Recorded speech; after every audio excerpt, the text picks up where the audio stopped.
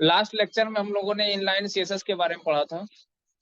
इसके साथ साथ सीएसएस क्या होता है ना, क्यों यूज करते हैं, इसके बारे में हमने आपको बता दिया था। इस लेक्चर में हम लोग देखेंगे इंटरनल सीएसएस के बारे में। इंटरनल सीएसएस क्या होता है, इसको कब हम लोग यूज करते हैं। तो जैसा कि इनलाइन सीएसएस में हमने आपको बताया था कि इनलाइन सीएसएस यूज हम तब करते हैं जब किसी इंडिविजुअल एलिमेंट या किसी सिंगल एलिमेंट या सिंगल टैग के ऊपर कोई सीएसएस की प्रॉपर्टी अप्लाई करनी होती है। अब आपको पता है कि अगर हम जब भी कोई वेब पेज बना रहे हैं तो बहुत सारे टैग हमारे द्वारा यूज किए जाएंगे। अब वो सारे टैग चाहे सेम होंगे चाहे अलग अलग टैग होंगे, उनमें से अगर किसी उनमें से किसी एक सिंगल एलिमेंट के ऊपर कोई सीएसएस की प्रॉपर्टी अगर हमको अप्लाई करनी है तो उसके लिए हम लोग क्या यूज करते हैं, इनलाइन सीएसएस।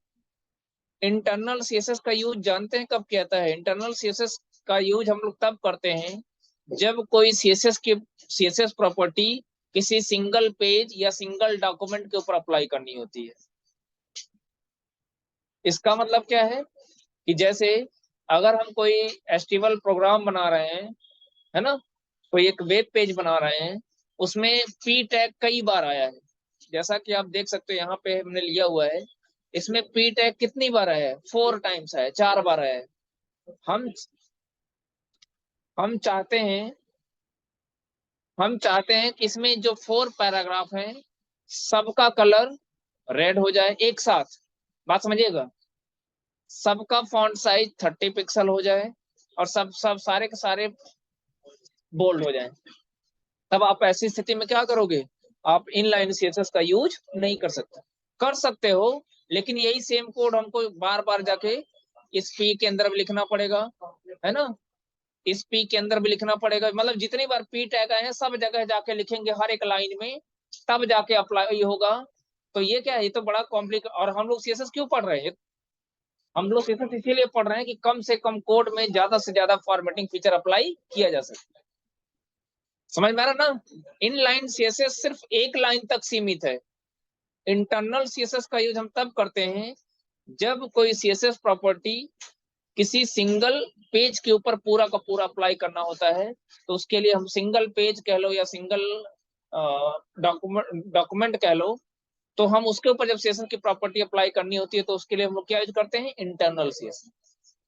इसका हमने एक एग्जांपल बता दिया ना कि यहाँ पे आप देख सकते हैं कि एचटीएमएल का प्रोग्राम है जिसमें कुल कितने पैराग्राफ है, 4 पैराग्राफ। अब सारे पैराग्राफ का फॉन्ट साइज हमको 30 पिक्सल करना है, कलर रेड करना है और सबको क्या करना है, बोल्ड करना है। तो ऐसी स्थिति में हम लोग इनलाइन सीएसएस का यूज ना करके किसका यूज करेंगे, इंटरनल सीएसएस। इंटरनल सीएसएस का यूज कैसे करते हैं उसको देखते हैं। तो इसको पहले यहाँ देखिए मैंने डिफाइन किया है, internal CSS is use to apply CSS on a single document और पेज। समझ में आई बात। It can affect all the elements of the page, मतलब जितने भी एलिमेंट होंगे एक पेज में या एक प्रोग्राम में, सबके ऊपर सीएसएस की प्रॉपर्टी एक ही बार में अप्लाई हो जाएगी। It is written inside the style tag within the head section of HTML. इसका मतलब क्या है कि जब भी आपको इंटरनल सीएसएस आपको अप्लाई करना होगा किसी एचटीएमएल डॉक्यूमेंट के साथ, तो आप उसके लिए क्या करोगे, हेड टैग के अंदर पहले स्टाइल टैग लिखोगे और स्टाइल टैग के अंदर जाके आप क्या करोगे, सीएसएस का प्रॉपर्टी लिखोगे। पहले एलिमेंट का नाम लिखोगे, फिर प्रॉपर्टी का नाम लिखोगे, फिर उसकी वैल्यू। कैसे लिखेंगे, है ना, उसको देखेंगे एग्जांपल के थ्रू। तो हम यहाँ पे एक फाइल बना लेते हैं जिसका नाम होगा internal CSS, internal dot HTML.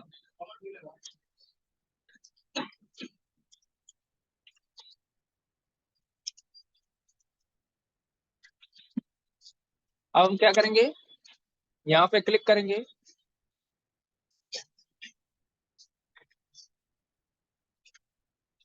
और इस बार टाइटल में क्या दे देंगे, टाइटल में हम दे देंगे इंटरनल सीएसएस। अब जैसा कि मैंने आपको बताया कि जब जब हमको इंटरनल सीएसएस ऐड करना होगा, जब जब हमको इंटरनल सीएसएस ऐड करना होगा तो हम हेड सेक्शन के अंदर जाएंगे, मतलब हेड टैग के अंदर जाएंगे।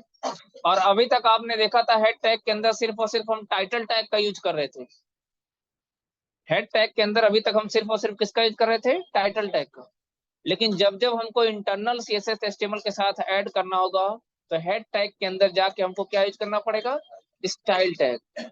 स्टाइल टैग को इस तरीके से ओपन करेंगे और क्लोज करेंगे, किसके अंदर, हेड के अंदर ही। अब हमको क्या करना है, किसके ऊपर, पहले हम पैराग्राफ जो हमको कंटेंट चाहिए उसको लिख लेते हैं।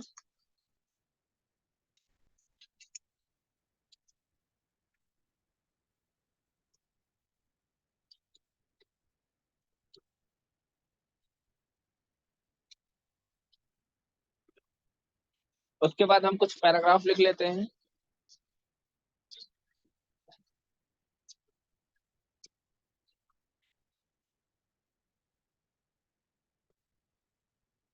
अब इसको हम कॉपी कर लेते हैं, कॉपी करके हम पेस्ट कर देते हैं।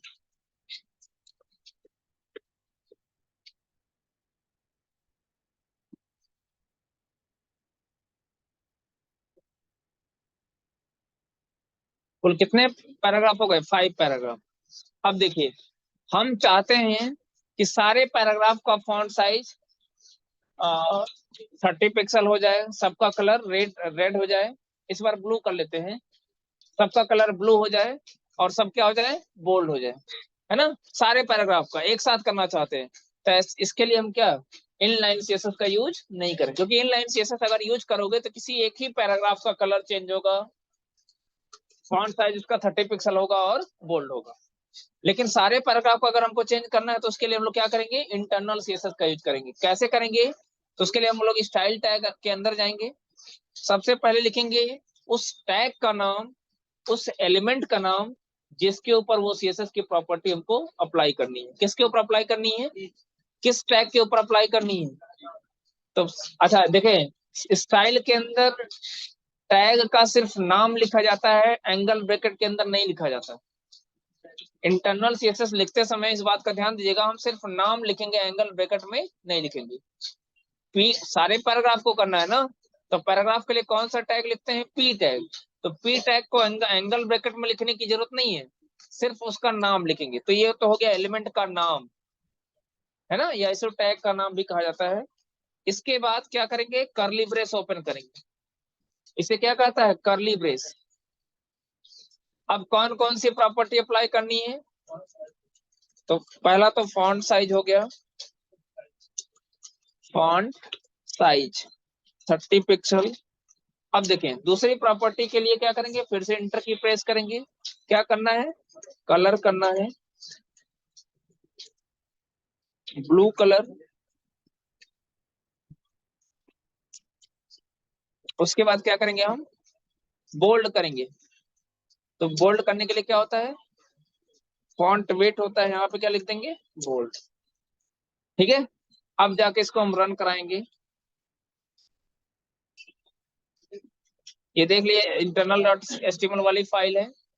अब आप देख सकते हो, जो हेडिंग के अंदर था वो तो वेजिटेज है, लेकिन इस बार सारे के सारे पैराग्राफ का कलर और साइज और सारे बोल्ड हो गए कि नहीं हो गए एक साथ। जबकि हमको कितना कोड लिखना पड़ा है, सिर्फ इतना। यहाँ पे पी टैग लिख दिया। अब ये होगा क्या, ध्यान दीजिएगा, हम आपको इसका मतलब भी बताते हैं कि जो सिंगल पेज और सिंगल डॉक्यूमेंट्स का मतलब क्या है। यहाँ पे इसका मतलब यही है कि देखें, इंटरनल सीएसएस में यहाँ पे हो क्या रहा है कि अब ये क्या करेगा, पूरे डॉक्यूमेंट के अंदर, इनलाइन सीएसएस में यहाँ पे क्या, सॉरी इंटरनल सीएसएस में यहाँ पे क्या हो रहा है कि इस पूरे डॉक्यूमेंट के अंदर जहां जहां पी टैग मिलेगा, पूरे डॉक्यूमेंट पूरे पेज के अंदर जहां जहां पी मिलेगा, सबका कलर, सबका साइज 30 पिक्सल हो जाएगा, सबका कलर ब्लू हो जाएगा, और सब, और उसके साथ साथ क्या हो जाएगा, बोल्ड हो जाएगा। समझ में आई बात। जबकि इनलाइन सीएसएस में कोई एक इंडिविजुअल एलिमेंट की ही बात होती थी, है ना, पूरे के पूरे वेब पेज की बात नहीं होती थी। वो तो अलग केस है। आईडी, वो सिलेक्टर, ये इसे जानते हैं, सुने, इसे एलिमेंट सेलेक्टर भी कहा जाता है, इसे सेलेक्टर नेम कहा जाता है। सेलेक्टर नेम इसे क्या कहता है, सीएसएस सेलेक्टर। यहाँ पे जो हमने लिखा है इसे क्या कहता है, CSS selector. Curly brace open करते हैं, क्लोज करते हैं, उसके अंदर जाके प्रॉपर्टी और उसकी वैल्यू, फिर प्रॉपर्टी और उसकी वैल्यू, फिर उसकी वैल्यू, है ना। सीएसएस सेलेक्टर में हम एलिमेंट का नाम लिखते हैं, इसका सिंटेक्स भी यहाँ पे होगा। देखें, ये जो यहाँ देखें सीएसएस का सिंटेक्स इंटरनल में कैसे लिखते हैं, तो हम सबसे पहले क्या लिखते हैं, सेलेक्टर का नाम। सेलेक्टर का मतलब वही एलिमेंट या टैग का नाम, फिर कर्ली ब्रेस के अंदर उसकी प्रॉपर्टी और उसके बाद कॉलन के बाद उसकी वैल्यू। तो इस तरीके से हम लोग इंटरनल सीएसएस को एचटीएमएल डॉक्यूमेंट के साथ हम लोग ऐड कर सकते हैं। ठीक है।